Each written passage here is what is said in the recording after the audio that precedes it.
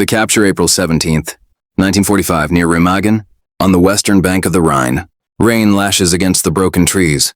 The ground is slick with mud and motor oil. Corporal Hans Drexler hasn't eaten a full meal in 3 days. His boots are splitting at the seams. The once proud insignia of the Wehrmacht is reduced to a smear of grime on his sleeve. He's 21, pale, hollow-eyed, and clutching a rifle that hasn't fired in hours. The thunder of American tanks bleeds through the fog. M4. Sherman's methodical, unstoppable. A voice shouts in English, amplified by a megaphone. It's calm, almost polite. Lay down your arms. Hans looks around. His squad is barely a squad anymore. Just 6 men from what had been a company. Someone says, "Es ist vorbei, it's over." Rifles drop into the mud. Hands rise. The war for them ends not with honor, but with exhaustion. Minutes later, they're marched down a ruined road past the blackened husks of their own trucks. American GIs guard them, rifles lowered but ready. Drexler expects blows, maybe summary execution. That's what command had warned them about. The barbarity of the enemy. But instead, he's handed something unexpected. A cigarette. Camel brand. The soldier who offers it grins.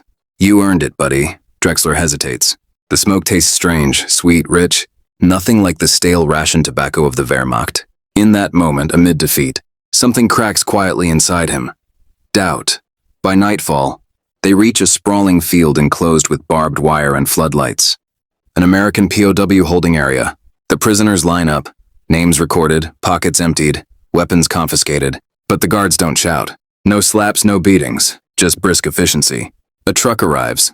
The smell of cooked meat rolls across the rain-soaked air. Drexler's stomach twists in confusion. Meat? Under tarps and canvas, American cooks dish out food. Actual food.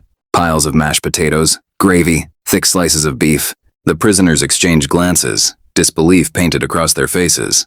It has to be some kind of trick. A cruel illusion before interrogation, but the guards wave them forward.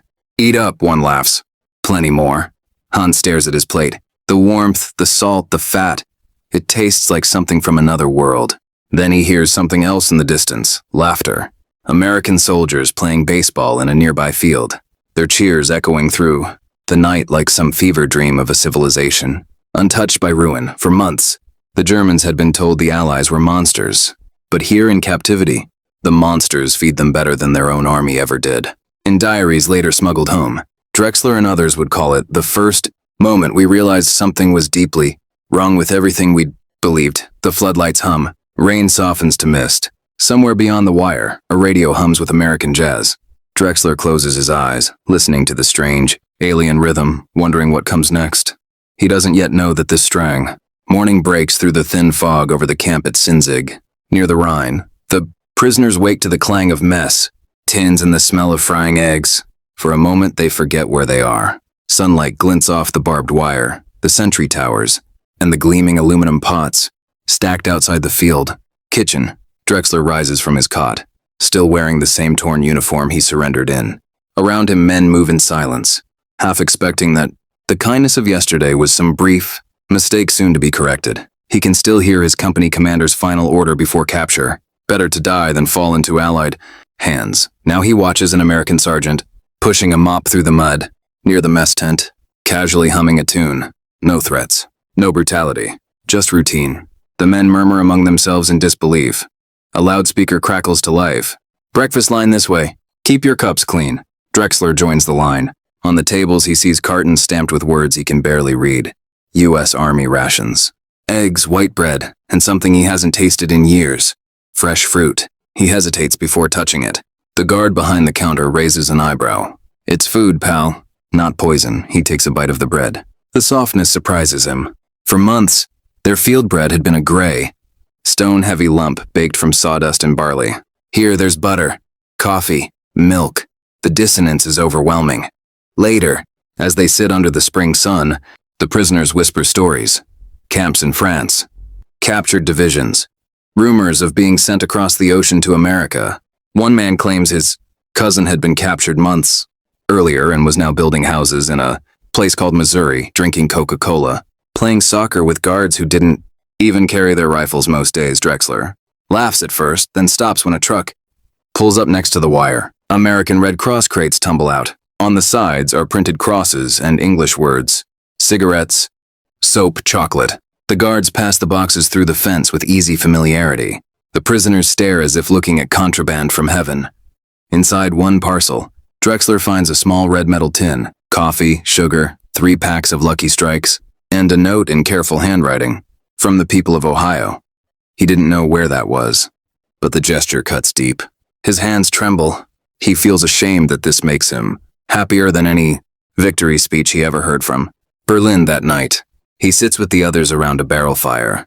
A guard walks past and tosses an old baseball toward them. "Learn to throw," he shouts. The Germans laugh awkwardly, but soon they're tossing it between them, under the same floodlights that had once made them prisoners. For a few moments it feels almost normal. Somewhere in the darkness, an older soldier mutters, "If the Führer saw this, he'd hang us all for smiling." No one answers up. Gust of wind carries the smell of meat and smoke from the American cook tent. Drexler stares into the fire. June 1945. The docks at Le Havre are a sea of confusion. Dazed. Prisoners, barking NCOs, and the thud of boots on wood. Dozens of Wehrmacht soldiers, Drexler among them, shuffle toward a troop transport. Under the watchful eyes of American MPs. A few months earlier, they had fought to the last bullet across the Rhine. Now, they board American ships as captives, bound for an unknown continent. The harbor reeks of diesel and salt. The Americans move with quiet precision, tagging each man's papers, checking them off lists that seem endless. A corporal mutters that the trip across the Atlantic will take 2 weeks. None of the Germans believe him. They still half expect to be dumped somewhere along the way, forgotten or executed out of sight. But once aboard, the surprise begins again. The ship's galley smells like a restaurant, soup, coffee, even sugar. The guards aren't cruel, they joke, smoke, and share cans of fruit when no officer's watching. Drexler lies awake one night in a windowless bunk, listening to the hum of the engines and the faint laughter of soldiers up on the deck. For a moment, the war feels like a story someone else lived. When the ship docks in New York harbor, the prisoners crowd the railing. There it is, the skyline they had seen only in propaganda posters. Not rubble, not smoke, just towering glass and bustle. A few quietly gasp as they pass the Statue of Liberty, her torch gleaming in the morning sun. The American guards don't boast or gloat. They just watch, arms crossed, as if this monument speaks loudly enough. From there, trains carry the men across wide, green landscapes that seem impossibly alive. They see farms, tiny towns, diners glowing in the dusk. In one Kansas field, a teenager waves as the train roars by. Drexler doesn't wave back, but the image sears into his mind. Days later, the train stops. Camp Concordia, Kansas. Miles of open prairie fenced with barbed wire and guard towers. But within the wire, rows of wooden barracks, a chapel, a canteen, even a library. The guards welcome them with simple English. You follow rules, you'll eat well. You cause trouble, you won't. It's strangely fair. Within days, the prisoners realize they're in another world. Breakfast smells of bacon and fried potatoes. There's bread every morning, milk twice a day.